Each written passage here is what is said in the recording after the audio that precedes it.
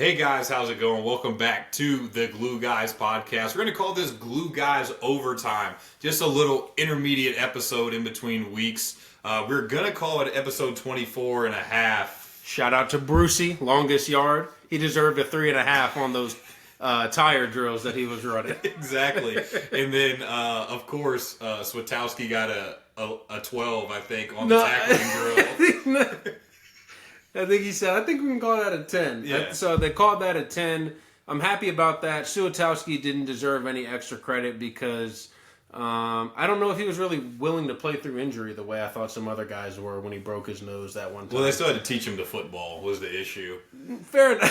Fair enough. Yeah, not knowing the game is probably a little bit of a hurdle. But we're going to talk about some guys today that might not know their game. So, I don't know. As you can tell probably by my outfit, not really planned today's episode, but we kind of wanted to update you guys quickly on some things that happened recently in the sports world, some NBA, and then some soccer talk. I'm still trying to decide on the podcast whether I'm going to call it football or soccer, so until that time, I'm just going to jump back and forth. Chad, you've already got the information up. Why don't we just start with the transfer deadline day? Yep. Couple of big moves. I mean, this window was not big moves, I guess, but like weirdly important moves for different sides in the way that sort of the end of the window panned out. A lot of things that we thought might happen didn't happen. Arsenal never ended up signing a striker. I like the cheeky £45 million bid for Ollie Watkins that they put in right when they lost their backup to him.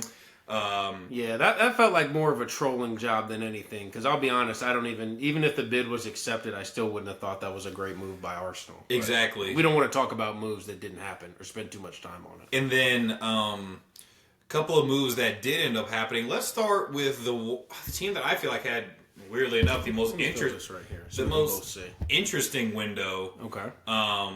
Aston Villa brought in 3 key players all on loan. They had Marco Asensio come in on loan, Yep. Marcus Rashford come in on loan, and Axel Disasi come in on loan. You made a face when I said Marcus Rashford, so why don't we start there? I just think you're very kind to call him a would you say a key player? I think That's an interesting move. Okay, well, whatever. We'll let the people decide. You guys can run it back real quick. I just don't know. First off, the thing with Rashford that I'm concerned about is he hasn't really played a lot in the last month and a half.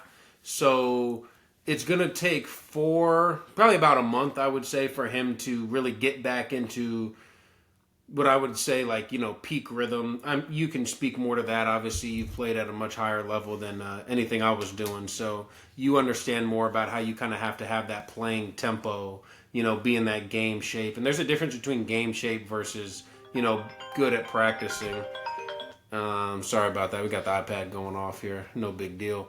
And I think it'll take him like a month. And the thing we know about Rashford is with the English media, the way they love him, they'll give him an extra month after that before they start really getting on him. And by that point, who knows where Villa's going to be? At that point, we're talking about the end of February, maybe even the end of March.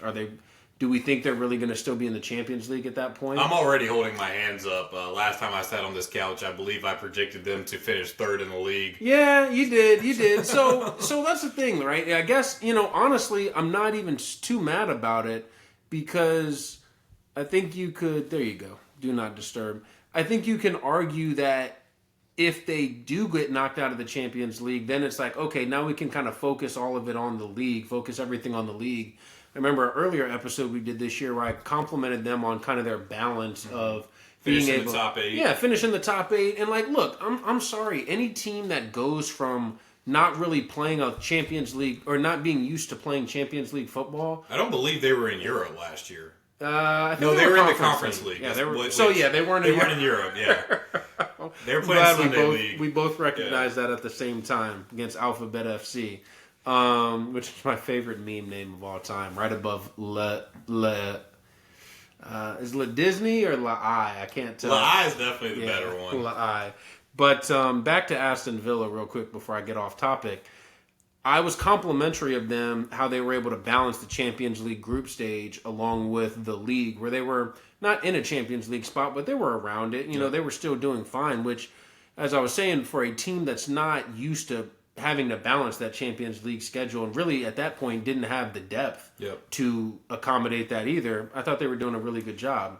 Now it's a matter of, let's be realistic. They're going to go out in the next round or two of the Champions League, so then they can focus on the league towards the end of the season.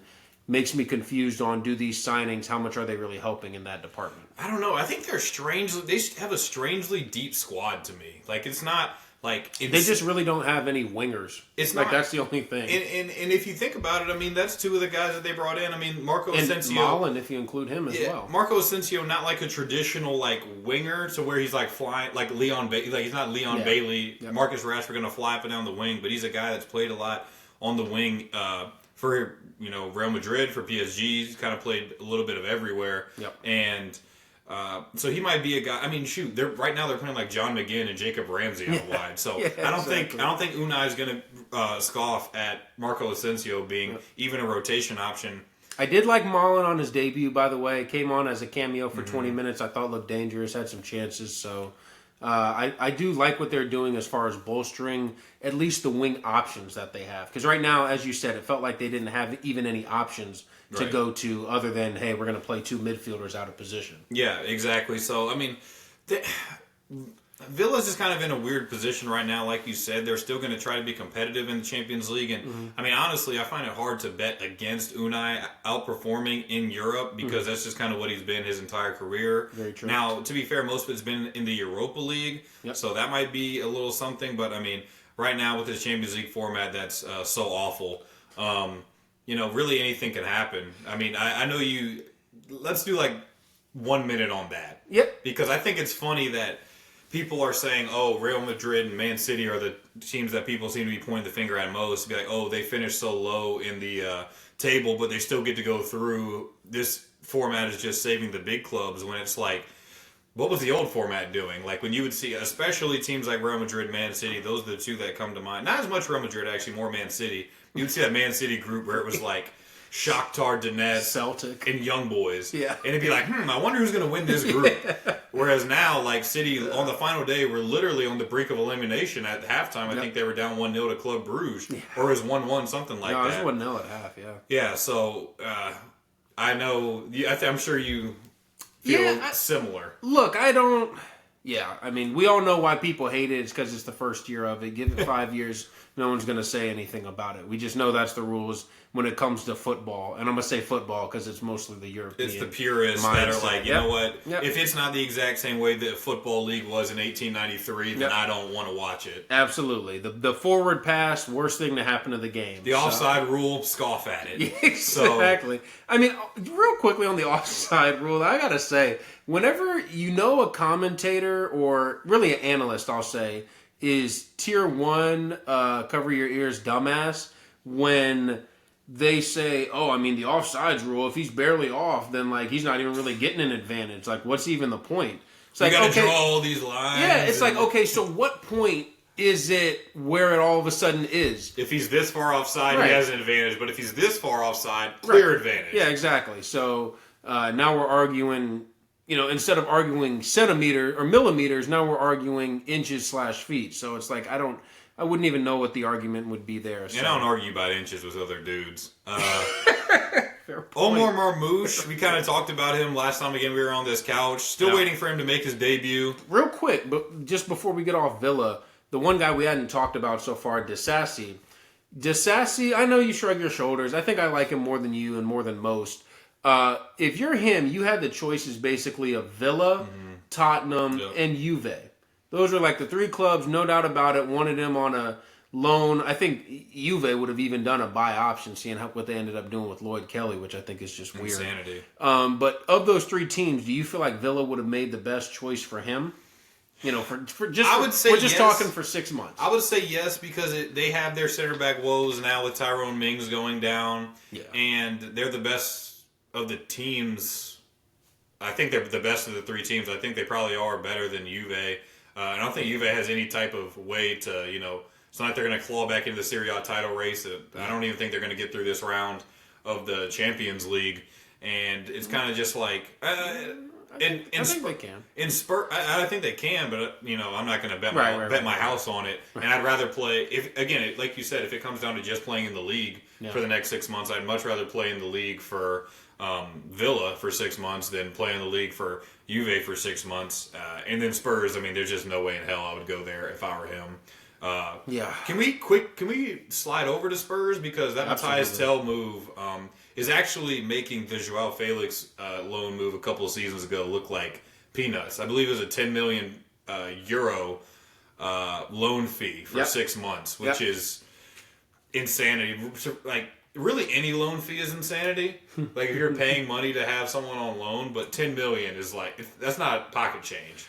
No, not pocket change at all. And I to be honest, I actually think the loan fee kind of revival almost has been one of the more telling things of this transfer window. I mean, we look at him right here. Disasi, $6 million loan fee. João Felix, 5.5. You know he's just going to command your boy some money. Kolo Muani, almost $4 million. So we're sitting here looking at guys where it's higher profile guys actually who are ending up going out on loan. And the weird thing about Tell is, while I wouldn't put him, obviously he's not at the profile from standpoint of, hey, he was a huge transfer that flopped. Right. He's definitely a guy who has a lot of pedigree, has a really high profile. I think is really like talked about at a really high level when you talk about young European forwards, which, you know, is obviously scary when we're talking about a 19-year-old who's only real experience is at the super club in the Bundesliga as a second striker, essentially. Like, when you throw all those three things together, it's basically red alarms going off left and right. I don't mind the move, though, for Spurs. The fee, the price, look, I could do without, but at the same time, like, I wouldn't. There's nothing they were going to do with 5 million euros, which I know sounds like is a lot of money when we're just talking about me and you. But when you're talking about a club that's doing any single thing they can to try and get better, because for whatever reason they waited till 2 days before the window closed to actually start doing anything, then that's where I'm like, okay, you know you're going to get screwed, but guess what? If it ends up moving you up a couple places, then is it going to be worth 5 million? Possibly. That's really my problem with it. Is it's like, if Spurs were, I guess, at some point woke up and decided to spend money, why was it on January 29th? Like, they weren't in 15th place on January 1st. Like, that's the part I don't understand. Like, it wasn't a situation like Dragoshin going down being like, oh, shoot, now we got to spend money on a winger or on a forward. Yeah. Yes. Like, I don't really understand. Yeah, and then to get him, or to get, you know, that pay that big loan fee for another attacker where, you know, you could argue, do they really need an attacker at this point? Charleston coming back from injury. And it's actually looked okay for a guy who I haven't liked at all. I mean, at this point, especially when they have this, this position in the league, like, why are you not just shrugging your shoulder and be like, shit, we'll just give Mikey Moore minutes, and we'll just give Bergvall minutes, and obviously he's not an attacker, but we'll just give Bergvall minutes, and we'll give whatever other younger guys that we have, why don't we just give them minutes up front rather than being like, but also, we're going to trot out a back line of Archie Gray and Jed Spence at center, and Ben Davies at center back, exactly. With Jed Spence at left back and Pedro Porro at right back. Yeah, exactly. So that's where I agree when it's like, and yes, they did get Kevin Danso on a loan with an obligation to buy. But shipped 6 to Arsenal last year. I was going to say, let's look at Kevin Danso. Like, 26-year-old, played at Lens, has kind of been like the club where he made his step up. I mean, he's a guy who his three options were Tottenham, Wolves, who we just about went to, or Juve, who was the team that we all knew was the most. So the two most desperate teams for center backs in Europe, in Tottenham and Juve, and then a team who has a chance who's fighting off relegation, Wolves. That doesn't really speak highly of what your profile is. So I'm not sitting here saying he's going to be a bad player, but I'm just saying you don't go into that deal being like, okay, we got an answer to the problem. Like, honestly, you know, and we're jumping around a bit, like, I would have liked it more if Spurs would have probably done the Lloyd Kelly move and Juve did the Danso deal, or really just any other deal. Right. You know, what do you think about that? Am I crazy there? I just think Kelly has a little bit more of that Premier League experience. I mean, just being in the league always helps. Now, Kevin Danso kind of came through playing in Germany, so I just have to assume that he probably speaks English. Okay. And so maybe that's a part of it, but like Lloyd Kelly, and I don't think it's a negative from like the Newcastle perspective. You could say like, oh, maybe Newcastle wouldn't broker that deal or whatever, but it's like, what do Newcastle care? Like, they feel like they're in a Champions League race, and they're loaning out a player who A, can't play against them, and B, is, I mean, I'm not going to, it was borderline fighting off relegation.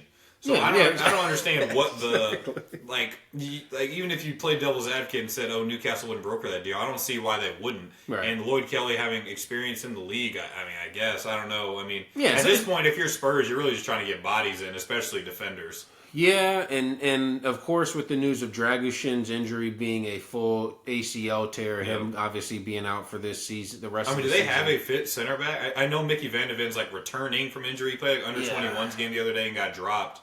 I saw, but I think it was like against Norwich under 21s. So. Yeah, I mean Davies is playing, and like you said, it's literally Davies and Archie Gray playing center back. The Davies at center back will never fail to make me laugh because he was like their legit left back like 4 or 5 years ago. Yeah, and then he became so slow. When you're tall, I say when you're tall enough to where they're just like, yeah, you can't play, play fullback anymore, so we're just going to put you at center back because it's basically the same. That's what I thought was going to be the career arc of Kyle Walker? No, Thomas Meunier. But instead, he decided to do the other thing where he just went to Turkey instead. So it was like, you can play the same position. Hell, he might even be a winger. He's also the single worst 1v1 defender I've ever seen outside of Pedro Porro in my entire life. As a fullback. Did you watch the Arsenal City game, and have you seen Gavardio play? Would be my. But I don't even think he's a bad 1v1 defender. I just think he can't, he doesn't know what he's doing. Like he can't. Like I mean, it's not like he's a bet. Like he's face that's not up. Too much of a compliment. It's not so like, I guess hey, I'm faced up and you just run by me. It's just like, hey, the ball's over there. My man's here. I'm just gonna stare at the ball and let my guy do whatever the hell he wants to do. And then I'm gonna whip in one half decent cross, and the commentator's gonna talk about it for 3 minutes. Yeah, that'll get me in team of the season. Yeah. Okay, let's go. Let's continue going through. Look at some other moves that we want to. You sent me a great message earlier. I think it was yesterday. Who has a better passport than João Felix? Oh God! Or a more used the other message I sent you. A more worn passport than João Felix. What do we think of him going to Milan? The thing is, I'll start off just real quickly. It's bullshit because they bring in Conceição to be the coach, and then immediately from the second he's named the coach, it's like, hey, guess what? We're gonna link all of the George Mendes players to Milan. And then like 50 of them get linked, and it's like, and guess who's the one they end up with also? João Felix. Okay. A guy who they don't need. I need to know what the João Felix thing is, because right now he's becoming like homeless man's Neymar. Like homeless. Like been homeless for the past 15 years. I've never liked Neymar 1 second until you just said that comparison now. Just because that's making me feel like it's even saying homeless man's, at least Neymar scored goals at one point. Because you're like betting on the talent, which you do see like once every 10 Chelsea game highlights. Yep. He'll get in a pocket, play a one-touch pass, get it played back to him, do an outside of the heel flick, and then they'll score. Again, against Alphabet FC in the Conference League. But it is, you will see and then you'll see him like this for 90 minutes on Saturday. Yeah. Just sitting there. And it's like, I do see talent. Yeah. No one could argue But it's like, when you're 25, I need to see more than talent. Like, that's what I'm saying. Like, he's 25. He's older than me. He's a 99 birthday. And he's really, and you're past your prime. His legit accomplishment, like his career accomplishment, Benfica, or getting the move probably is literally the move. Like not even anything he did. Yeah, it's the move to Atleti. It's like that. He scored I think it was a hat trick in the Europa League when he was like 18 or 19 for Benfica. Got that Atleti move. Yeah, and that was the peak. That was the peak at 19 years old. And it's like, I get it. He has some flicks and tricks and stuff like that. I mean, shit. Even Pedro Neto. I mean, this is a move that I truly didn't like. This dude's been freaking getting off for Chelsea lately. Yeah. And, I mean, João Felix can't get in the team. And if somebody can truly tell me what position he is. I'll give you all the money I have. He's a second striker, 10, inside forward. Winger. Cutting in winger. Cutting in winger, false 9. Yeah. I mean, he's literally the definition of, as our dad says, if you have multiple jobs, you have no jobs. Like, he is the definition of that. Like, good Steve Larson. He's a guy, and this is going to sound hilarious. He's a guy, I guess you can't say this now, but maybe a year or two ago, that if he went to Man City, he would literally score 25 goals in all comps. So I guess probably the real comparison is he's more of a homeless man's Dybala at this point. Yeah. He's like a guy that has no position. Because they used to say that about Dybala for like the last 3 years of his Juve run right before City got Haaland. Kind of when it was phasing out Aguero. They didn't have a true striker, and it was like, I mean, your boy PVS. Linked him for literally 3 straight years, tried to single-handedly will that move to happen. Just put him anywhere. Right wing, center forward, the 10, wherever. Well, that's what they're saying about Marmoush right now, who I had to get told after the game played against Arsenal. So him and Foden played well, to be fair. Yep. FA Player of the Year. Foden. The search party's still out for him. I did contact him. They don't know where he's at. Was there any move that you really wanted to highlight before we moved on, or was there a team that you felt maybe really needed to at least make one move, like bring in one piece or something that didn't? Yeah, you know exactly. You're teeing me up. I'm gonna say a team that needed to make a move. First, I want to highlight arguably the funniest move in the history of the sport. Saeed Ben Rama getting loaned out to a second division Saudi team has. This is a dude who was playing big minutes for West Ham like last season. Yeah, exactly. Was a key when he as a player, like people were like, oh man, they got Ben Rama. He got a dude who was single-handedly keeping at one point Bowen and Emi Buendia out of the team, and then it's like, yeah, you're going on loan to a second division Saudi team. So I thought that might have been the best transfer of all time. Though the team I want to highlight why they didn't do anything, and you're teeing me up right now, Real Madrid. Okay, we talked about Spurs already. I'm gonna put the iPad down because I don't even need notes right now. It's just coming from here. It is. There was a little sprinkle of this on the last episode when we were talking with Ryder, but the thing is, you literally, like, going into the season, this was in August. Had negative defenders. Had 2 fit center backs.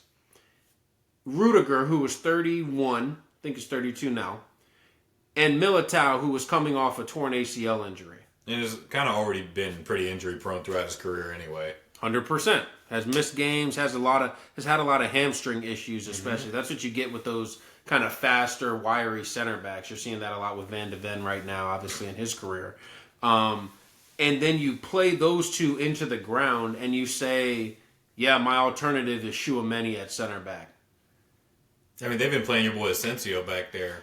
And you know what? Like, I'm going to give Asensio a little bit of credit. That dude's actually okay. Like, his recovery speed is not, like, obviously he's not the player that Militao is, but he brings certain elements that actually makes me think, okay, he could be a good center back. He's really quick, really decisive in duels. Not really decisive on the ball. I would like to see a little bit more from him on the ball, but that's kind of the same profile Militao has. So, and that does make it easier if you're a player that's not maybe at the level yet. If you're just a supreme athlete, then it can at least allow you. I mean, your boy did it for about 8 years at Man City. You know, when you're not that level. Oh, Walker, yeah. Yeah, when you're not that level, but you have the recovery pace for it, then that makes it a little bit easier. But when you're looking to your left and it's Jesus Vallejo next to you, it might not be as easy.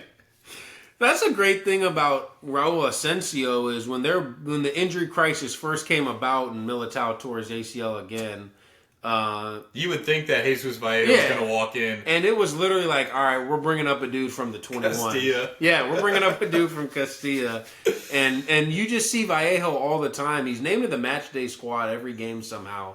But Carlo played him one time in a game where we were up 3-0 in like the 70th minute, and we gave up 2 in like a 5-minute stretch, and then we were holding on for dear life. I think a third got called out for offsides by like millimeters. So ever since then, Vallejo has been banished.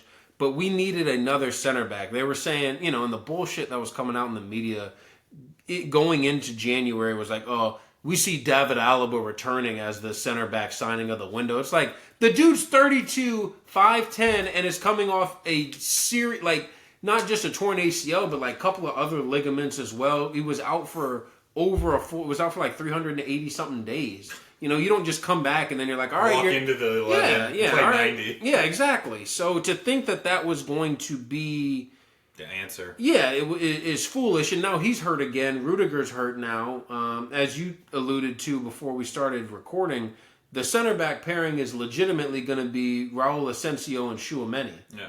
Like, that's the actual center back pairing, with the emergency backup being...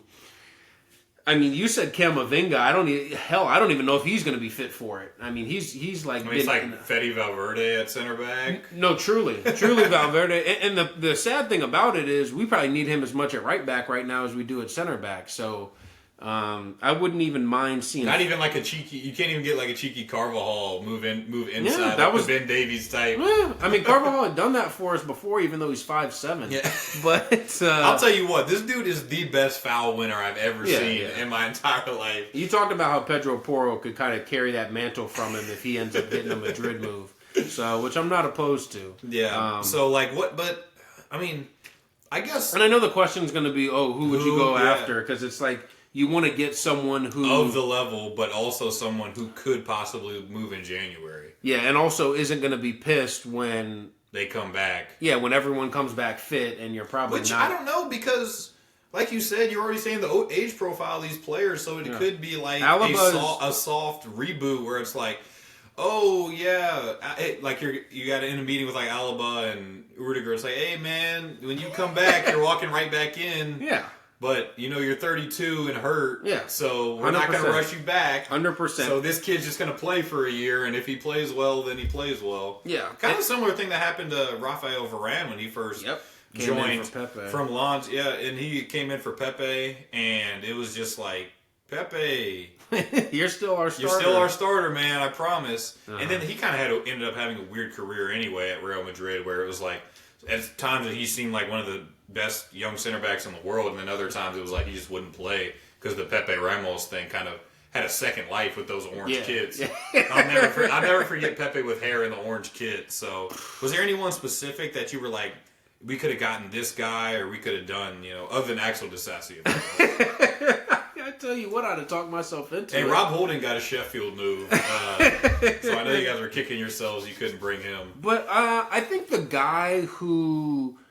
Because the thing is, while I think the point you make about who would be available in January is obviously a very valid point, and 90% of the reason why half of this stuff that gets rumored doesn't end up getting done. Mm-hmm. I think if, and this is a bit narcissistic, I guess, if Real Madrid starts saying to a player like late December, right as the window opens, hey, we want you, and then you look around and you're like, well, shit, they don't have anybody else playing the position, so I'm going to come in and play. Like, there are plenty of guys that would dream for a Real Madrid move to go sit on the bench, much less a guy who could play. And I think the one who maybe there was like a sliver of hope for happening was Antonio Silva, the center back from Benfica, because there was a period where it looked like he was kind of out of the setup for Bruno Lage. Looked like he was focused more on Thomas Araujo and Otamendi somehow, still as the center back pairing.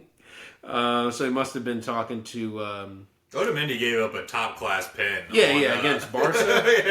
On match day. No, that dude... He's like made... I give him credit because he's had one of the longer careers of like the rash center backs that have no business playing into their late 30s. I mean, honestly, the guy we were just talking about, Pepe is when he started against Arsenal, both legs, played the full 90 at 40. Yeah. Played 120 in the second leg. Because when we went to extra time, and he's just still out there kicking people and stepping on them and stuff. But like you said, I mean, it's hard to, and also, especially in the modern times of financial fair play, PSR, stuff like that. It's like you can't just spend money. You can't just spend and also or waste money. That's what I'm saying. So like, if you're hate to bring my team into it, but if you're an Arsenal or Real Madrid, like if you're an Arsenal looking for a striker or Real Madrid looking for a center back, you can't just be like, well, screw it, we'll just bring anybody in. Yeah. And then you think, and then like as the summer comes around, it's like, well, there's 30 to 40 million pounds that we just can't spend. Yeah, because we decided to get someone who's worth 20, but we were desperate. Correct. Like that'd probably be your guys' case for a center back. Maybe bringing in a guy that was worth about 15 to 20 for probably double market value. Yep. And then for us, it's like, oh yeah, why not just throw 150 at Alexander Isak so we can not make a signing for 18 more months? Why not? Yeah. If you want to show that ambition. Yeah. But that's what clubs do. Again, I swear we've run through the list before, but if you look at every single £100 million move, you can count on 2 or 3 fingers Yeah. how many of them have worked out. So the people that just say, "Oh, just splash the cash on this guy," I think are talking out of their ass. Yeah, and Arsenal arguably have a guy who you would put in that group of guys who at least still have a chance to be considered a good signing at the 100 million level. I mean, anyone, yeah, exactly. So I'm not going to harp on that too much. Let's circle back to Arsenal City later. Yep. Okay. Let's start talking about, I mean, the topic. The whole reason we're doing right, this pod, really. The topic in sports right now. Yeah.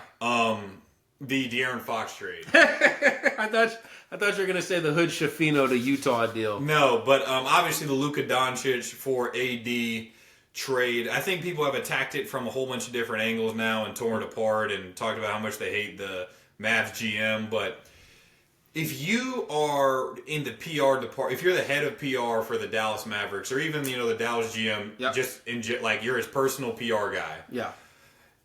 They come to you and they're like, Chad, how do we spin this to be like, what was the purpose? And even like legitimately, because we literally haven't talked about this at all. So whatever Chad's about to say is the first I've heard of his opinion. Like, what do you say from the Mavs perspective, whether you're doing PR or whether you legitimately believe it? I mean, look, we all know the playbook. The first thing you're leaking is, and it already got leaked night of the trade, which is that he's 300 pounds. Yeah, I was gonna say he's pushing 270, and the thing that's great about it is, like, all this stuff. You leak the stuff about how he would when they leaked the weight thing or said the weight thing. The first thing I thought about was, you remember that story maybe 2 years ago where it was like, Luka likes drinking sweet tea and lemonade in his water bottle. And that was like a point of contention when they tried to ask him to stop doing it. And he was like, no, while he was putting up 40 in playoff He was games. like the evolved Zion. Yeah, exactly. Well, except he actually played NBA games. I'm actually, that was perfect. We didn't rehearse that or anything, but that is perfect that you said that. Because there are all of these guys out there who have this issue, that issue. Boogie Cousins from back in the day. I know exactly what you're about to say. Zion now, some guys even like, just guys who aren't a great time to be around all the time. I guess you would say Jimmy Butler, but he kind of falls more into the Luka category. I mean, shoot, even like the James Harden clubbing stuff. Exactly. If you believe some of the reports out of OKC 12 years ago. And all that stuff. And those guys don't win shit. Mm-hmm. Zion has not won a playoff game. Boogie never won a playoff game as a number one guy. Harden, of course he had the runs, but there's the level that he was considered, he didn't achieve that type of stuff. Right. Jimmy Butler, he's got those finals runs, one of them which I think is weird, but whatever. Luka at 25 already has a finals run, has that Western Conference finals run against Golden State. There's no way in hell they should have won either one of those series. Hell no. I'll say it wasn't like they choked in the finals and whatever. It's the only person who thought the Mavs should have won that series was Mavs fans. Ned. Yeah, Justin Ned in Game 1. That was the only time anyone thought the Mavs should have won that series. And then in the Golden State one, I mean, just look at the roster. It was a joke. I think I saw something where it was like Dinwiddie was third in shot attempts for that. That was your boy. He was. That was your boy. He's a decent wizard. Hey, Montrezl Harrell was 7th in an MVP rating at one point, 10 games into a season. That Dinwiddie, Montrez pick and roll. But that's not what y'all are here to listen about. When you say, how do you spin it, like, the weight shit everyone already knows. So you can't even really use that. Cause it'd be like trading Jokic and being like, he's just a tub of lard. Yeah, exactly. It's like, he's also averaging 30, 10, and 11. Yeah, and I'll be honest, have I been the biggest Luka fan over the past couple years? No. Whenever stuff like this happens, I always am interested by my own reaction because, like you said, there's some times where moves happen in really any sport, and you kind of turn your head and you're like, maybe I'm a bigger blank fan than I thought. Because that's the same thing that happened with Luka. Like, to me, Luka's kind of like always been on the outskirts of things because, the guys that have still been getting pushed, and this is one of the biggest talking points people have about the NBA, is that they're still pushing Braun, Curry, and KD, and then they're just kind of like, hey, we have this guy that's 25 and been, like you said, been to a finals and West Conference Finals, and he just kind of gets brought up after all those names. Yep. And then when Luka got traded, I was like everyone else. I was like, okay, Shams got hacked. I literally woke up. Everyone has their "where was I when Luka got traded" story. 100%. I woke up, got on Twitter, saw NBA Central posted the thing, and I thought it was the NBA Central thing, and I was like. And then I look at the ad and I click on it, and then I look up Luka's name and everyone's talking about it, and I literally, again, it's like 5:30 in the morning. I had to go to the bathroom, and I was like, oh shit. And Savannah wakes up and she's like, oh my god, what happened? I'm like, I mean, nothing important. Yeah. I know. I spent like an hour trying to explain to Cena what this was. She was like, I thought guys always get traded. I was like, yes, guys do, but this isn't a guy. This is literally a franchise. That's glazed. Well, real game recognizes game. And it's like, the funniest part to me is you can tell immediately who doesn't know shit about basketball, because I actually had some kids in my class literally say, oh, the Mavs are about to be dangerous now that they have AD. No, look, I'll tell you. I will be honest. Is there a chance the Mavs, because this is what I can't wait for. It'll be like June, late May probably, if we're being realistic. Mavs will be coming off a second round playoff loss in 7, to OKC or something like that. Low reverse of what happened last year between those two. And LA will have lost in 5 in the first round because they have no bigs and can't defend on the perimeter. Like, oh, we won the trade. Yeah, and that stupid shit will start leaking. I mean, I already saw guys, like, I'm in this, I'll give it credit, in this awesome, like, it's a sports Facebook group that I love because they always bring up every topic you would want, in like football, basketball, baseball. They're not bringing up any soccer stuff, no offense. Although I think Messi's maybe gotten... No, there's some baseball talk. There's some baseball talk. You would be impressed. And there were guys in there talking about, oh, Mavs won the trade. AD can play defense. What the fuck are we... What are we talking about? If on... The trade happened Saturday. If on Friday I told everybody on Earth, hey, AD's going to get traded for Luka, no one would have believed it, and everyone would say... Shit, Lakers would kill for that. Lakers would give up the rest of their whole team. Shit, they'd even give up Bronny to get that shit done. I don't know. Bronny's averaging 16 in the G League, apparently. So. Well, look, when there are guys who I can't even name who are averaging like 25 and he's averaging 16, that's good, I guess. But you made a great point when you go, whatever your initial reaction is, you can't fake that. Yeah. And I was up... was actually kind of in it live because the Lakers had just played the Knicks on ABC, had a great win by the Lakers without AD, of course, because he's injured right now. Surprise. And then I'm just like kind of relaxing, watching. I just go on Twitter randomly, and it's like I go on right as Shams tweeted. It's the first thing there. Lakers receive Luka Doncic, blah, blah, blah. And I'm like, I had the same reaction as you. Literally, the first thing I did is I chuckled. I hit the Dame Nolan chuckle on Chase. And then I click on the page because I'm like, well, this can't be Shams' real account. Right. And it's like, oh, shit, this is Shams' real account. Okay. He got hacked. Yeah, it's like, okay, then he got hacked. There's like 4 levels of there's no way this happened. And then you see 45 seconds later, when you talk about the trade, Shams had to quote tweet his own tweet and say, I did not get hacked.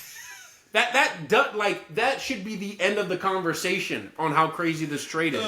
He had to tweet out, I did not get hacked, and then Bobby Marks had to quote tweet it and say Shams did not get hacked.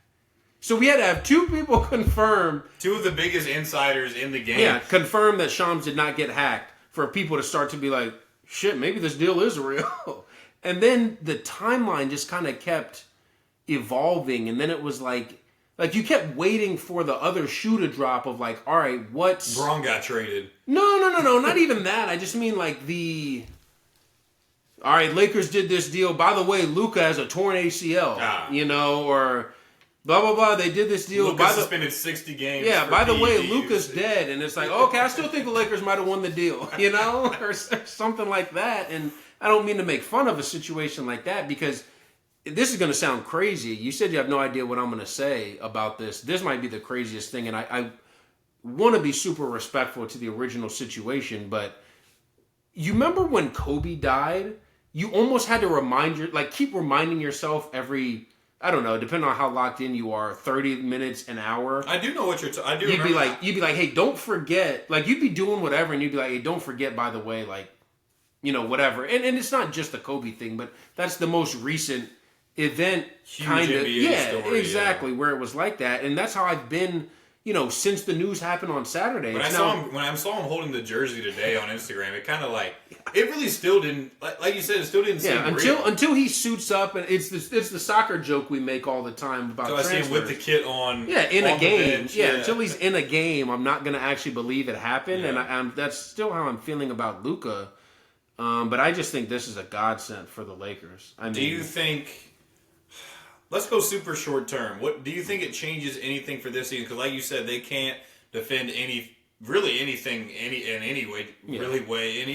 I think because they could defend the interior a little bit better with AD. Yeah. But now, I was listening to Bill Simmons. He made the joke. It's like they're going to have a perimeter defense of Bron, Austin Reeves, and Luka in a playoff series. So. Yeah, no, that's not going to be good. That's not going to be good. But I don't care. I think. They're going to need Bronny to bring some defense in crunch time. I can't wait for that tweet to come out after the second Luka game where it's like, are we sure Luka should be starting over Bronny? Lakers to me are still a first round and out team probably. Okay. I think it gives them a higher ceiling just because when you have those guys like a Luka, like a LeBron, even at this age, those supercomputers on a basketball court, those guys are capable of taking over games and series just literally with their mind more than anything. So, yes, could Luka do that? We just talked about the roster that they had when they made the Western Conference Finals run. This is a better roster than that, so I can't sit there and say there's no chance. But would I favor them in any series against one of the top? I wouldn't have them favored against any series against OKC. It's weird. You then kind of start to get into, I wouldn't have them favored in any series against Denver. Then you start getting into this weird group of like Houston. Where it's like inexperienced. Yeah, who's never done anything. Yeah. The Clippers are like the 4 or 5 seed now. And then you can get into a weird thing where it's like if the Lakers can get up to a 6 seed and they're playing... Well, they're like a 5 seed right now. Think about it though. If they get a 6 seed and they're playing against Houston the first round, and it's like you said, inexperienced. They don't know what to do when Game 5, Game 6 comes around. Same formula as Grizzlies Lakers 2 years ago when they ended up winning that series. So boom, they knocked them out in the first round. Then you turn around, the Clippers are there, and it's like, well, shit, we're playing against James Harden. So Kawhi just got hurt again. Kawhi just got hurt again, and it's James Harden's team. Yep. So it's like Norman Powell is not an all-star anymore. Yeah, boom. All right, so now, and then you look up, and it's like, well, fuck. Now it's them against OKC. I say now Luka and LeBron they've got the chemistry going. They know they're feeling themselves, and they're looking at the other side. It's like, hey, SGA. This is how you get to the finals. Yeah, and Luka arguably knocked out SGA, last year. Yep. I would say by himself because Kyrie was shit in that series. But as we know, with the media, if you have a microphone on, you're not allowed to talk about the games Kyrie was bad, only when he performed well. Lamar Jackson, Marcus Rashford theory in play there. I think he scored 99 points on 99 shots or something like that in the finals. Yeah, that was exactly what it was. It wasn't no think. That was perfect from you. That was spot on. But. And it, like we said, it could break that way. And then, would it shock you if they ended up piecing together a weird thing like that, like they did that year with when they ended up getting swept by the Nuggets? No, I can't say it would shock me because, that's another thing. I loved how they played in that Knicks game when they were, people were talking about, oh man, now that they have no AD, they have no size and all that. They didn't have AD in that Knicks game, and I thought they had a great game plan as far as, hey, we're going to use Jackson Hayes in some spot minutes, but we're really going to play Dorian Finney-Smith at the 5, and between him and LeBron, LeBron is a big dude. Yeah. Especially with a lot of the small lineups that go out nowadays. Exactly. So if Bron's kind of coming over as the guy who's playing free safety or the guy who's shading over for help, because he can't guard a man. I'm about to say, that's my favorite, is when you get to play free safety because you can't play man coverage at all. Yeah, that's the problem, is they're going to try and have 2 guys playing free safety with him and Luka. So that'll be the hard part, but if they're able to find a situation where they can stagger LeBron and Luka. That's the thing that I feel like might be able to work, especially in a playoff series, because whether they're actually staggering them minutes-wise or just... Who's really controlling let's say the offense. Or they're both on the court, and it's just if LeBron's I didn't have to dribble up the ball up the court for 5 minutes.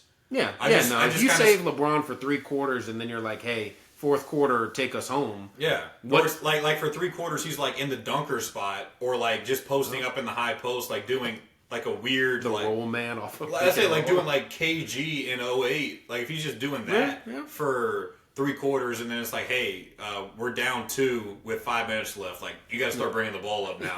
And guess who's spotting up? Yeah, Luka. Luka's the secondary attacker. Yeah, the spot up guy is Luka, and even if guys start shading over to him, they can still throw it to Reeves. Stuff like look, offensively, they're going to be a problem. Like offensively, they're going to be a problem for sure. But also like in the playoffs, like LeBron's proud. Like he's not going to as much shit as he gets on defense. I'm not going to say he's going to turn into 2013. He's about to win. He should win Defensive Player of the Year. LeBron like chase down block 3 times a game, but he's going to be able to guard whatever weird guy is out there with there's going to be 3 or 4 good. He won't be a liability defensively the way he is in the regular season. Because he's going to find the worst guy, even if he's 6'1", he's going to find the worst guy and be like, hey, Austin Reeves, you go check Jokic. Yeah. I'm going to check this dude in the corner. Yeah, and look, that's the other thing. Like Will Kane was a guy who I'm not really a fan of until I heard him. Until I just heard him on the Rosillo pod a couple days ago. He brought up the Mavs were 3rd in defense in the second half of last year, going to the finals on their run of the finals. Now that tells me 2 things. One, you can actually build a good defense that has Luka as a part of it. Now the question is, can you do it as you said with Luka, Reeves, and LeBron? However, it's not like Kyrie's Gary Payton either. 100%, and that's the other part of it. Is then you look at the Mavs, and what were the Mavs saying the whole time? What was Nico Harrison saying the whole time about the trade? Well, we want to be a 2-way team. We want to get a 2-way star. No, did he? They were 3rd in defense. How much better can they get? Obviously, yes, we know 2 spots, obvious, captain, obvious, but. Like, how much better are you really going to get when you're also sacrificing that much offensively? And if we shift over to the Mavs side... we're only 3rd in defense. By the way, we have... Yeah, but now we're 23rd in offense. One of the 3... I'm saying one of the 3 best offensive players in the league, and we're 3rd on defense. Yeah. I don't know what we're going to do. Exactly. And if we look at the Mavs thing, I'm fascinated with them the rest of the season, almost even more so. Because I think a lot of the spotlight is going to be on them. This is a seismic trade, so both teams are going to kind of be in the spotlight the rest of the season. Kyrie and AD, like, what are they? Because to me, you could argue those are the 2 most alpha skill level number 2 guys in the whole NBA. It's like the 2 guys in the past 15 years that have been the most polarized in their careers, but which I mean, like what the negative thoughts people have had of them and the positive thoughts have been the furthest apart. Because when AD was at his absolute best, even times in LA, I think people had the highest opinion of him when he was in when he was in New Orleans, because it was like what he could be, what he could evolve into. Especially that one playoff run where they end up sweeping Portland. Exactly. People are saying he's the best player in the league going into the next season. Stuff like that. And he's like 22 at that time. Yeah. Doing stuff like that. Exactly. But then there's also times where he's like a Disney, a day-to-day, where it's like, this dude, how do you even have this guy on the roster? The first Westbrook year, people were like, man, can you get off of this guy? Like, that's what I'm saying. All that. And now... Did they win the Pelicans trade? It's like, well, they won a title, so... And then Kyrie, like you said, it now has become impossible to say anything negative about him. But, I mean, the people that really are in the know are like he's doing the burning the incense, and he's taking 2 weeks off. And he's this like, it's crazy as hell to say, but is this Boston part 2? That's what I'm... Like, Brooklyn part 2 even, because when Kyrie, that's the thing, when he was with Braun, like, he couldn't be just... himself. Yeah, exactly. And with Luka, I think because it's Luka's team and Luka's like organization, really, you're not really. And also, I think Kyrie was on his best behavior because he knew he had to be to get paid. But like now, it's and then he'll give an interview in 5 years about how he doesn't care about money. Yeah, and now he's like the guy, like of the because like Anthony did. I think Kyrie and AD, between the 2 of them, I know they said they're the most alpha skilled number 2s in the league. You can probably throw Paul George in there from a couple of years ago at least. But I don't see Anthony Davis being the alpha in this situation. I think it's going to be especially Kyrie's, the way the game is played. Yeah, I think it's going to be Kyrie's team, and I would be nervous if I'm a Mavs fan. So because shout out, not Matt Morgan. Is he a Mavs fan? Oh yeah, huge Mavs and Chelsea. It's a dangerous combination right there, and Vikings. So shit. Yeah. Tough month for him. So if you were to just say, I mean, this is so hard to do, and I kind of don't even like it as exercise, but it's kind of fun to say. If you were to say short-term, long-term, short-term grade for this season for the trade for each side. I mean, if you're saying this season short. Like, I think the Lakers.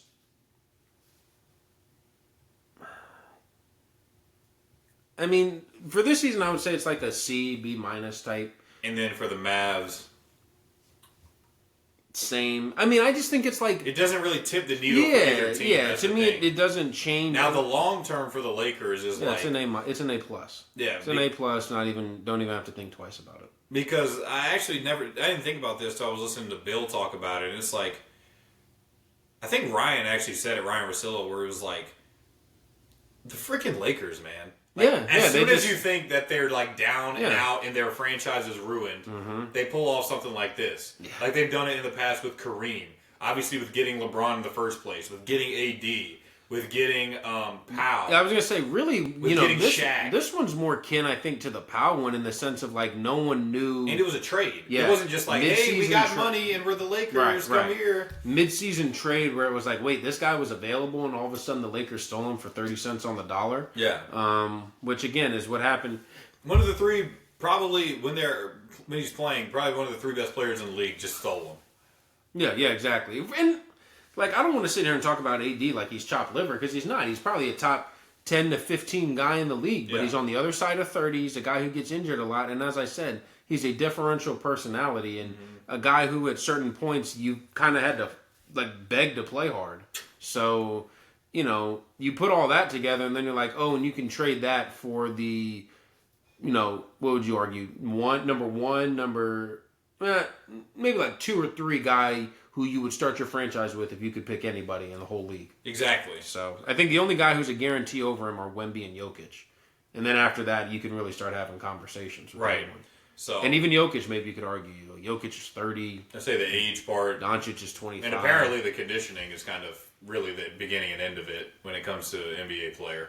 Yep, 100%. How many miles can you run on the track? That's going to be the new metric. I still just don't understand it from the Mavs perspective. I mean, one day, like, I can't wait for the 30 for 30 to come out. There are always, and this is going to go one of two ways. It's either going to be, man, can you imagine how stupid they were? They let Luka go for no reason. Then he went on to be one of the 10 best players in NBA history. Or like the biggest butterfly effects in sports, where it's like, actually 10 years from now, they're going to get whatever kids in 7th grade right now balling, being like, actually, they got this kid and they brought them to a championship in 2033 because they made this Luka trade that everyone said was stupid. Yeah, exactly.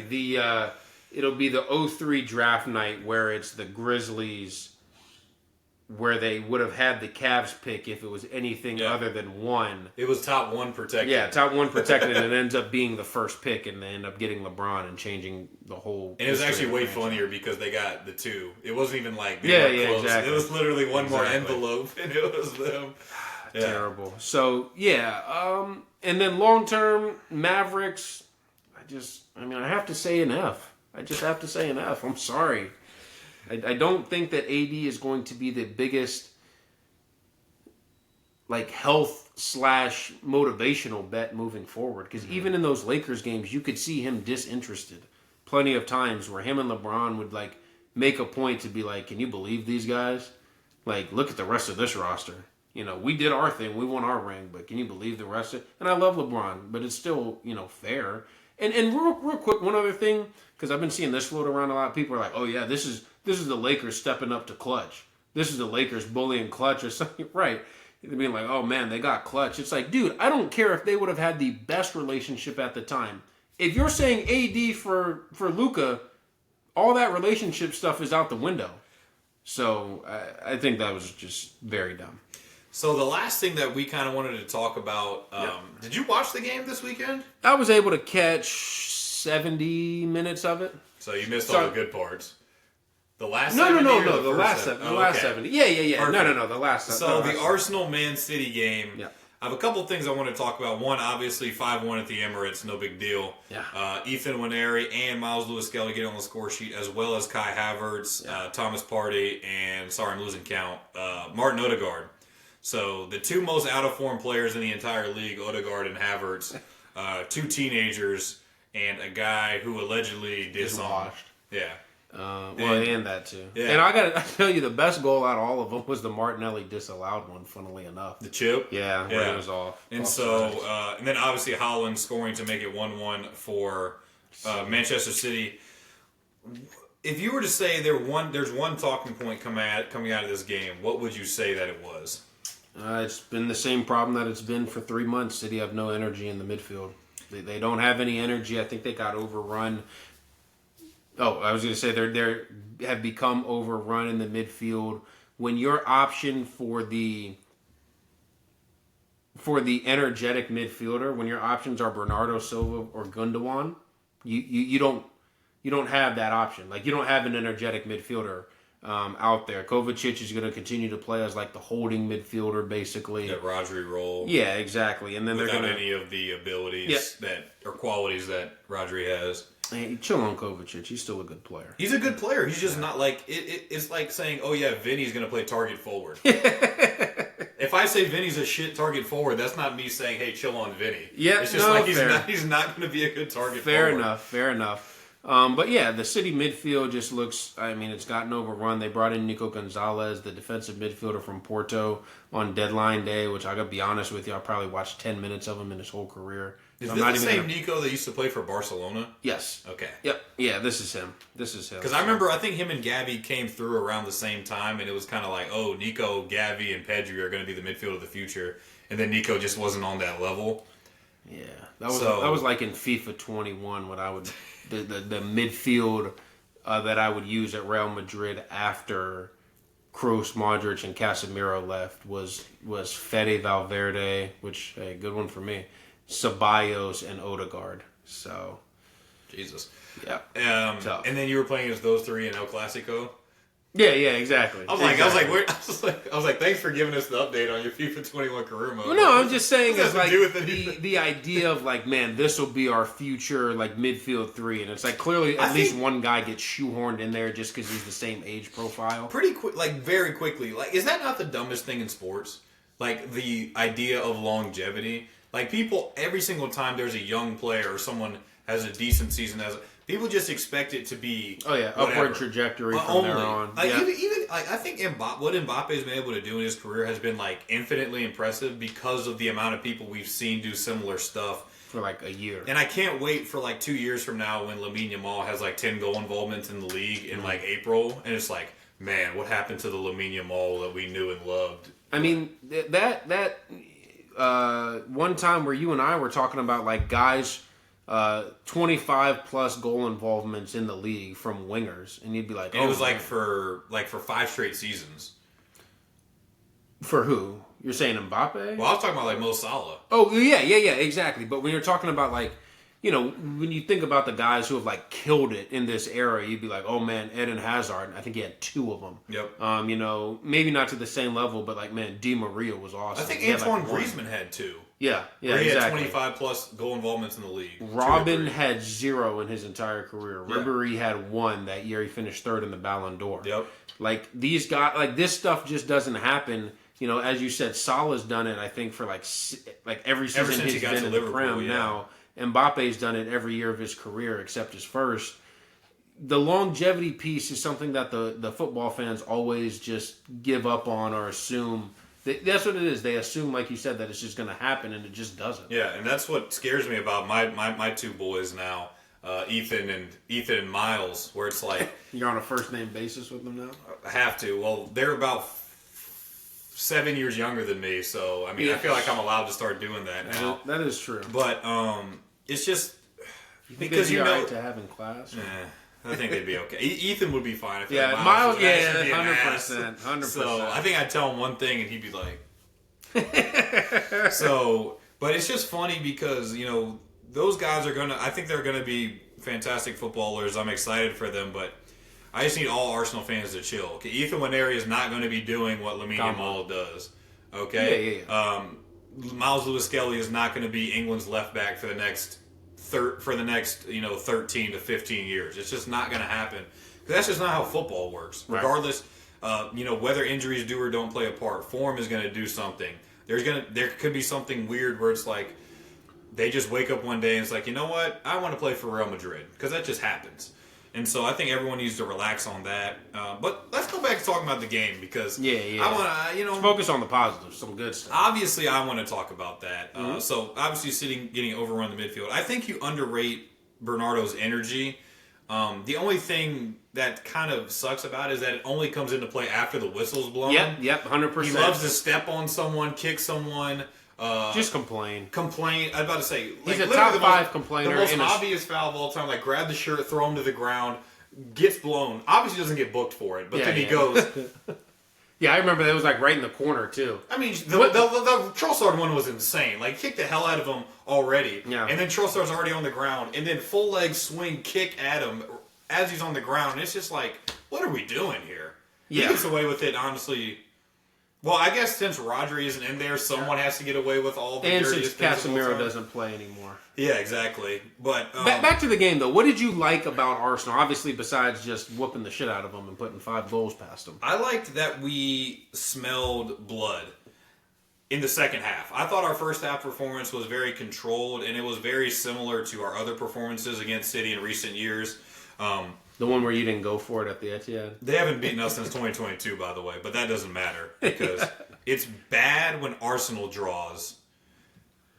It's good when City draws. I have thoughts on that later. Okay. Stay tuned. But I just liked that literally as soon as Haaland scored. So we scored early. Yeah.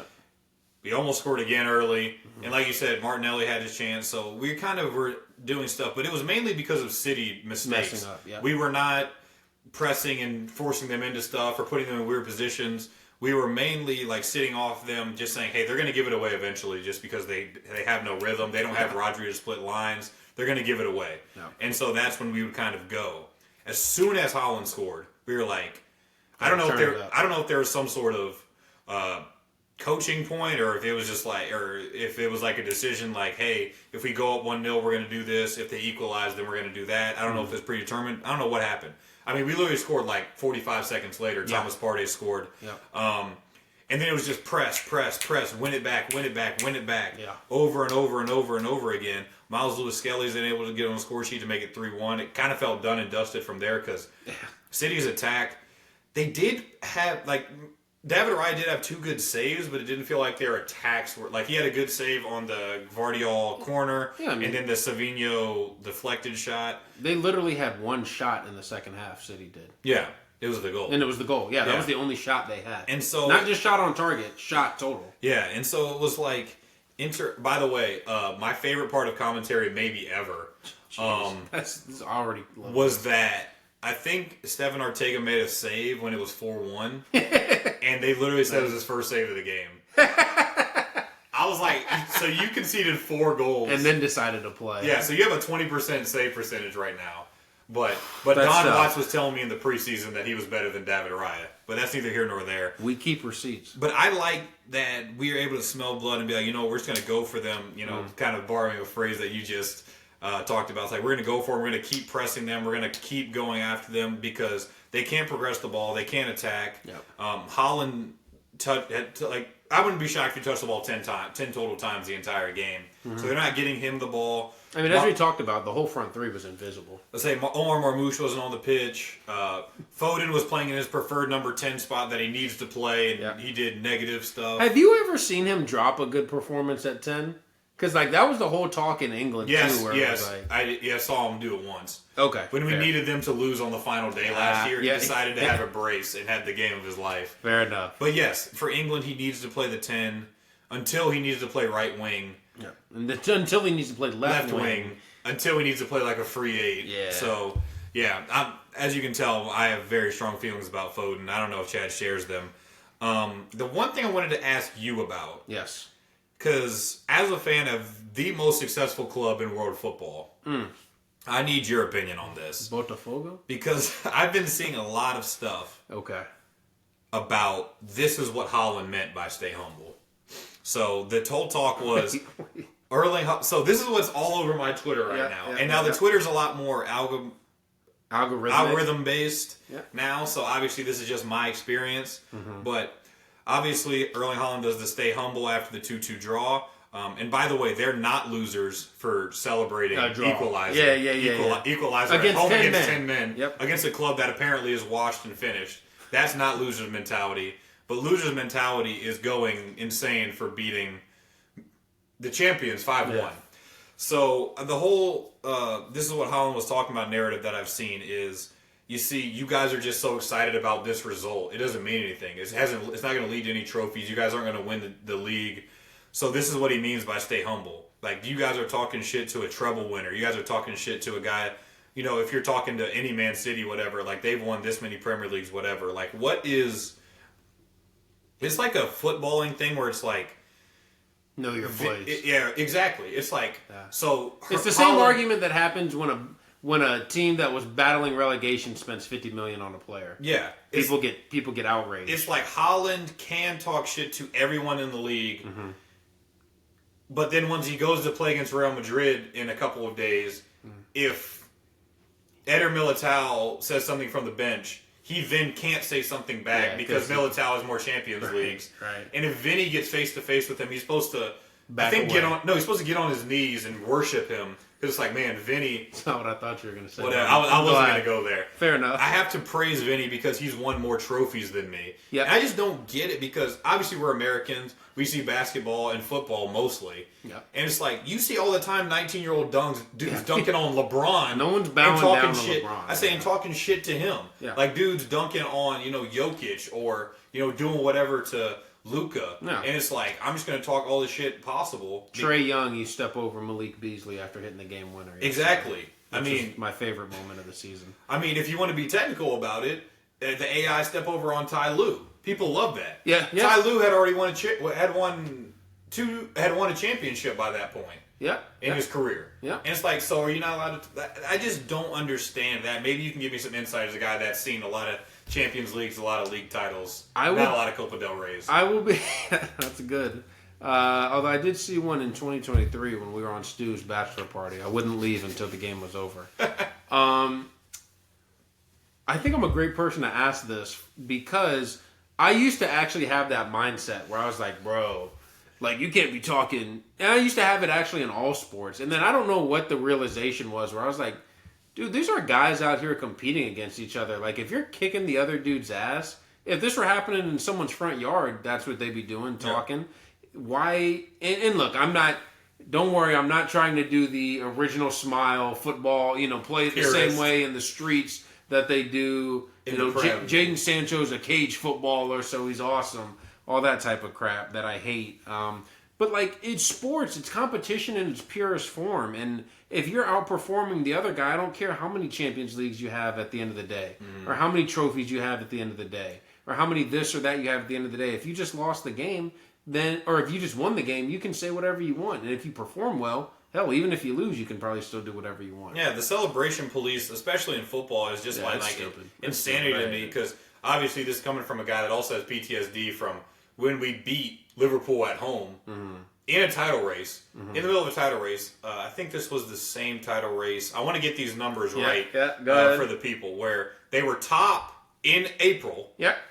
And finished 10 points off the top. Yep. Anyway. Yep. So we won a home game, and Odegaard doing so. This guy is a lifelong Arsenal fan. He's been photographing the team for decades now. Takes one picture of them after a big win, and it's like, see, this is why they're not. This is why not winners mentality. Yeah, no. Because this is what City does after every single huge win. Exactly. That's what they do. Like you've never seen Pep celebrate a league win. You've never seen Erling Haaland, bitch somebody and stare him down and ask an 18-year-old who the hell are you? Oh, he did that to Lewis Skelly. I love it all the time. Like one of my favorite things to watch is Neil Maupay. Yes, but no, not applicable right now. When it's like two top teams going at each other, it doesn't even have to be, like a Champions League. Actual rivals. Yeah. It doesn't have to be rivals. It doesn't even have to be stakes. It could just be like a regular league game, and like one team wins or pulls it out, and then they just celebrate like literally you worked your ass off for 2 straight hours. Gave everything you had for 2 straight hours. Hell, you include the game plan and all weeks that. And build up. Yeah, because it's not like you're just planning for the game a day or two before. Like that's not how these guys operate. They know the schedule more than just the next game ahead. So you're planning for so long, and all that went into, and it ended up working out perfectly. Mm-hmm. You deserve to be able to celebrate. Like you deserve to be able to celebrate the same way where. If you give a kick-ass presentation at work or something, you deserve to treat yourself to a good lunch after that. Well, or at least I would. That's a couple of things that people, I don't think, consider is one, the preparation, the job aspect of it. I mean, especially if you're a guy like Miles Lewis-Skelly. Yeah. You've been working your entire life to try to be a professional footballer. This dude, who's supposed to be the best forward in the world, decides to pick you out of all people and be like, who the hell are you? After a draw again at the Etihad, and being like, "Oh, stay humble. Who the hell are you?" That whole thing, and then you dunk on him and his team, score your first ever professional goal, at home in front of the fans in a huge game, and then you're just supposed to, as soon as you hit that, you're just supposed to jog back to the halfway line and be like, "Oh, Holland, by the way, congrats on your trouble." Yeah, no, I got to tell you, I love Lewis-Skelly because he has that attitude that like you love when he's on your team, and if he's on the opposing team, you absolutely hate him, where he just doesn't care. Yeah. Like, he doesn't care that he's, like you said, playing against a team that just won 4 in a row. He doesn't care that he's a 17-year-old center mid playing left back. He doesn't care that he's one of the 7 ugliest people in the Premier League, and the ugliest on Arsenal now that Smith Rowe isn't in the side. He doesn't care about any of it. He doesn't care that he's 5'9" when the next guy he's going up against is 6'2". Yeah. He doesn't care about any of that. He just goes out there and plays hard and plays. I don't know. I really like Lewis-Skelly. That game was actually, and I don't want to do the overreaction thing. That was the first time where I actually thought, because him and Wanyeri came through, kind of broke through around the same time. Yep. Obviously, Wanyeri made his debut, but he wasn't really a part of the side. This season has been both of them. I mean, honestly, Lewis-Skelly's kind of broke through before him. Absolutely. And this was the first time I actually allowed myself to be like, man, could Lewis-Skelly be the better, prospect? He's definitely the better player right now, I would think. Mm-hmm. But sometimes, we get hung up in like, physical development and all that, and how that can kind of play a factor in who's the best right now. Yeah, exactly. Yeah. So I don't want to maybe I don't want to hitch my wagon completely to that, but that was the first time I allowed myself to even think it, which kind of tells you where Lewis-Skelly is at, because while it's not like he came out of nowhere. Obviously, he's highly rated in the Arsenal Academy and all that. But Wanyeri has been like the face of the Arsenal Academy for years, you would say. For probably like 2-3 years. He's been like, we can't wait for this guy to be in the first team. Exactly. So now there's another guy named Max Dowman who's just 15-year-old, isn't he? Just turned 15. Yeah, I think I've heard of the kid. Yeah, he started training with the first team when he was 14. So looking forward to him next. Can't wait to buy him on FM 25 or 26 one day for like $10 million. Yeah, it's just... Yeah, but I'm glad you share that sentiment. I mean, the other thing I was going to say on top of this, like being people's dreams and, their jobs and stuff like that, but like on top of it, like you said, I feel like these people saying like the celebration police thing, I'm like, you haven't played a sport before. Yeah, absolutely. And that's why it boggles my mind when like the actual pundits say it. Yeah. Like when Jamie Carragher or Gary Neville come out and they're like, oh, I can't believe they've done this. I'm like, well, Neville, I expect it. I mean, he's sold out. For something. I don't know. But it's just that like, Valencia job. But it's just like you're telling me. Yeah, especially when you play against Arsenal. In his time it was United versus Arsenal for the league literally every single year. Yep. So if you score a winner against Arsenal, you're telling me you're just gonna, I don't know, Thierry Henry. He was a Ballon d'Or finalist. I think he's won one more league than me. Good job. So, and he has a golden boot. Yeah. So I'm actually. If he says something to me, I'm just gonna, like you said, I'm just gonna shake his hand and just walk down the tunnel because I'm not gonna celebrate my fans because that would also be overreacting. We haven't won anything yet. 100%. So, we're just gonna. I mean, Jamie Carragher, he has a lot of experience knowing what winning the league is like. So I'm glad we can get his take on it and stuff like that. Damn. And that's the other thing is like, oh, Arsenal, you guys haven't won the league in 20 years. How can you guys talk? Well, I'm like, so you're telling me the only team in the entire league that can say anything? Sorry, the only individual players that can really say anything are like Virgil van Dijk, who won one, I guess. Mm-hmm. Salah can talk to people.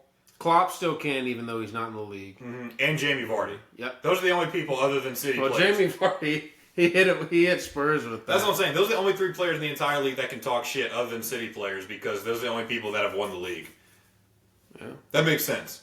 Like when it's, absolutely. when it's like Southampton versus Ipswich in a relegation 6-pointer, they all just kind of have to bow down and be like, none of us deserve to celebrate anything. Well, Harwood Bellis, so Southampton can celebrate. That's true. So it's like, yeah, and the whole thing about, and I know it's just stupid TikTok and Twitter culture and stuff, but I mean, it is the legitimate fan bases. X, my bad. Yep. But it is the legitimate fan bases, and it kind of represents something, bigger about the game that I still don't understand. Chad likes to delegate, Ethan's the guy that's been around the culture and understands it a little bit more. That code you still haven't quite cracked yet? I still haven't cracked it. It's like the baseball thing where it's like, hey man, if it's 3-0 and the bases are loaded and you swing, even though we're up 10, even though you're up 10, it's your fault because we loaded the bases and we got to a 3-0 count and we're down 10, but it's your fault because you swung at a 3-0 fastball. Yeah. Not showing respect for the game, Bush League, all that. Yeah, so the whole idea of it, but more than anything, I'm just proud of my boys. It was nice. I mean, I almost shed a tear. I was this close to shedding a tear when Ethan Winery scored because that was just a beautiful icing on the cake.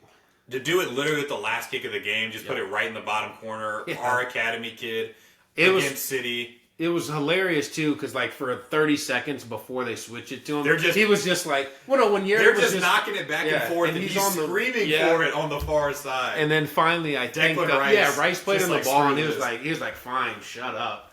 Played it to him, and then he scores, and then Rice is like the first one to run over and celebrate with them. I thought that was a great moment. But yeah, I mean, as an Arsenal fan that's had to grow up, I mean, I became a fan of Arsenal around 2012, 2013 time. I've seen nothing but, second place finishes, not making top 4, a couple of FA Cups that, again, only count if you win it. Right. For Liverpool. Only count if your club wins, or if it's part of a trouble. Domestic trouble. For the year that City won that domestic trouble, I honestly don't even count that. That also counted. So yeah, that's really all I've seen, and it's just like this might be the clipped part of the podcast right here. Jeez, I told this to my boy Don Watts, who was on an episode a couple months ago. Shout out. He asked about trophies and stuff like that. I was like, I'm not going to sit here and say I don't care about trophies because that would be disingenuous. Mm-hmm. But I would never, ever, because he was talking about Man United last season versus Arsenal last season. Like, who would have, whose season would you take? And it's like, I will just never, ever trade watching my team win 35 games a year for, like, a FA Cup win where you win 4 games. Yeah. I'll just never, ever trade it. No, that's fair. I will never, ever be like, I'd rather my team finish 9th and win the Carabao Cup than finish 2nd and still do well in other competitions, just not win them. I'll never, ever trade that. Yeah. I mean, shit. And you're talking about, like, for a top-level team. Obviously, if you're, like, a mid-table club. If you're like West Ham when they won the Euro or the Conference League, there's no way in hell that they would trade a top 4 finish and getting to qualify for the Champions League than that night in, I think it was in, like, Baku or something. I think it was. I'm pretty sure. I have a negative relationship with Baku because that's where we got absolutely hammered in the Europa League final by Chelsea. Your boy. I remember we watched that game. That's who secured. That's when he secured his move. Hazard secured his move. Giroud was scoring against us. Czech was in our goal. It was just. But wasn't that Alex Iwobi scored an absolute Iwobi had a nice goal in that He scored an absolute worldie down like 4-0. No one can take that away from the Fulham legend. And we mustn't forget that it was raining that night. Yeah. So you're right, Ty. So I'm glad we made this a quick episode. Yeah. I was gonna say quick episode. I just looked up. We're at an hour 15. So yeah, but I mean, what can we say? Quick episode in the sense that we didn't really have a lot of planning going into it, and it was kind of impromptu, but. I think it was It was from the heart. It was That's from what the heart. It really was. Episode 24 actually will be going up tonight, Tuesday. I've been slacking a little bit on getting these out on Mondays, so it is going to go up tonight. Actually up to 51 subscribers, Blue Guys. Man. So, I mean, that's not nothing. No, it's not. So, hoping to get the viewership up a little bit, but I really, really do appreciate you guys subscribing. It always always warms my heart when I log in and I see another person has subscribed. Seriously, I mean, me and Chad really, really enjoy doing this, doing the research for it, and then obviously recording's like the culmination of it, but getting everything in. This is our match day. This is our match day. And we had some midweek football. We had a midweek match. Speaking of that, Arsenal 3-0 at St. James's Park tomorrow is going to feel really, really good. I think we have to end on that. Can't get more spicier than that. All right, guys, we'll see you in the full episode this weekend, episode 25. We'll see you.